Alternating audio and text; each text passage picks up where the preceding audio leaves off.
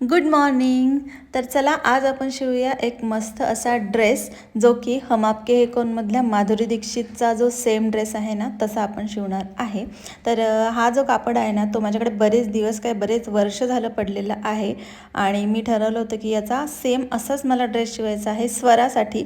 But कसं ती छोटी होती ना तेव्हा मी शिवलं नाही मुद्दामून, कारण मग नंतर मुली पटापट मोठ्या होतात आणि मग ते ड्रेस तसेच पडून राहतात. सो मी हा ड्रेस शिवलेला आहे आत्ता तिच्यासाठी, पुढे तुम्हाला तो दाखवते.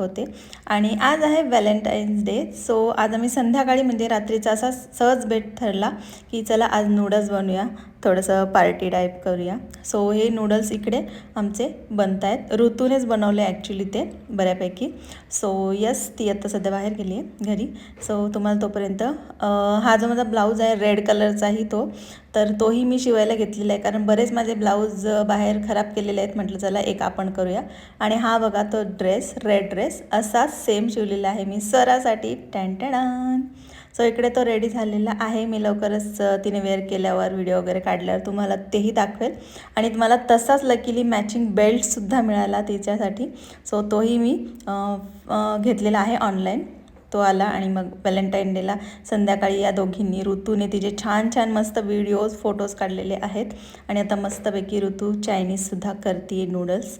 सो सगळ्यांनी या म्हणजे या चायनीजचा नूडल्सचा आस्वाद घेतलेला आहे आणि छोटेखानी आपलं व्हॅलेंटाईन साजरा केलेला आहे, प्रेमाचा दिवस साजरा केलेला आहे. आणि याबरोबर ना आम्ही आज ते कुडूम असे खायला असतात ना नूडल्स, तेही मी घरी तेही ट्राय केले पहिल्यांदा आणि तेही सेम तसेच आणि छान झाले होते.